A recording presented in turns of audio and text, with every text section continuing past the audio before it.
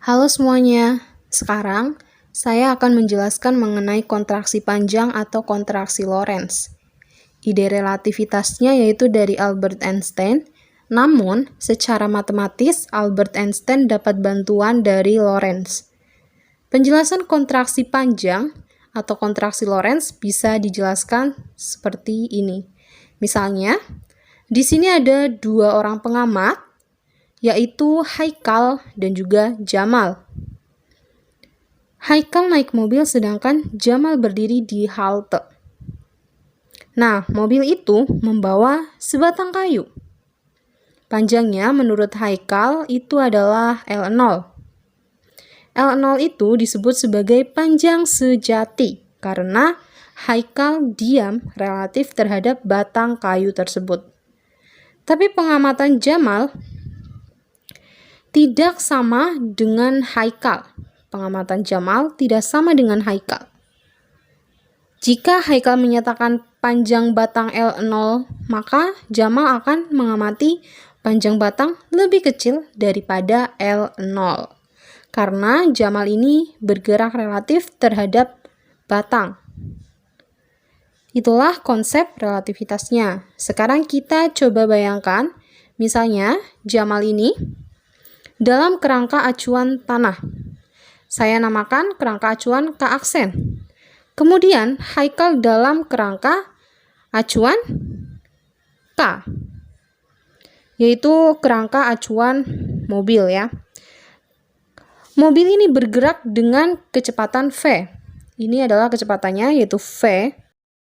Jika mobil ini bergerak dengan kecepatan V, tentu saja dalam waktu T, maka jarak mobil terhadap Jamal, jadi jarak mobil ini terhadap Jamal itu adalah Vt di sini. Itu adalah Vt. Sedangkan posisi pusat massa batang terhadap Jamal, jadi ini posisi pusat batang terhadap Jamal itu dinamakan dengan X aksen. Ini menurut kerangka acuan K aksen ya. Nah, sedangkan posisi pusat massa batang menurut Haikal itu dalam kerangka acuan K adalah X sebesar X ini. Kita bisa mengaitkan X aksen dengan X, yaitu bahwa X aksen sama dengan X ditambah Vt. Lalu kita pindahkan ruasnya maka menjadi X sama dengan X aksen dikurangi Vt. Nah, ini ada di mekanika klasik. Lalu menurut pandangan mekanika relativistik ada faktor Lorentz ya, yaitu gamma. Sehingga X sama dengan gamma dikali X aksen dikurangi Vt. Di mana gamma itu sama dengan 1 per akar 1 min V kuadrat per C kuadrat.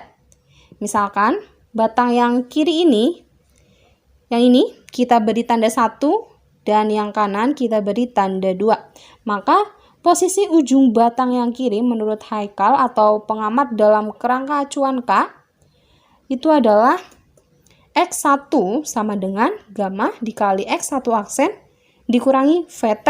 Sedangkan untuk X2 sama dengan gamma dikali X2 kuadrat dikurangi Vt.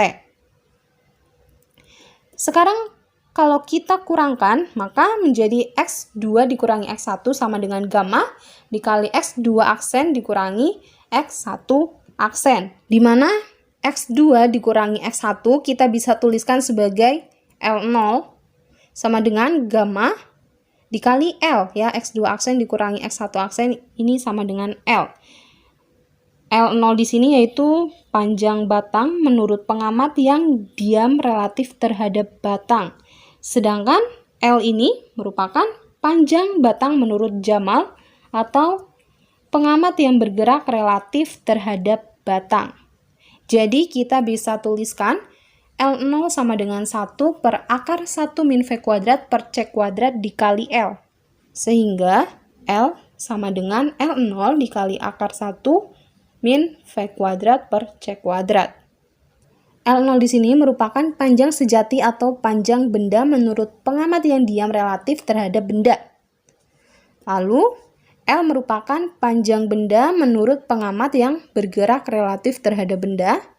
dan V ini merupakan kecepatan relatif benda terhadap pengamat. Nah, sedangkan C merupakan cepat rambat cahaya dalam vakum. Nah, ini merupakan konstanta alam, di mana C itu 3 kali 10 pangkat 8 meter per sekon. Selanjutnya, dalam teori kontraksi panjang ini kalau kita mengamati, misalnya di sini ada benda 3 dimensi yang bergerak. Nah, anggap saja balok, punya ukuran panjang L0x, lalu lebarnya L0y, dan tingginya yaitu L0z. Anggap balok bergerak sejajar dengan sumbu X.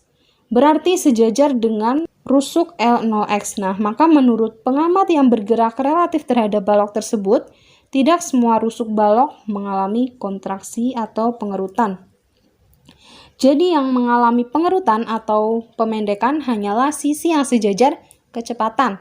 Jadi rusuk yang mengalami kontraksi atau pengerutan hanya rusuk yang sejajar dengan kecepatan relatif terhadap pengamat.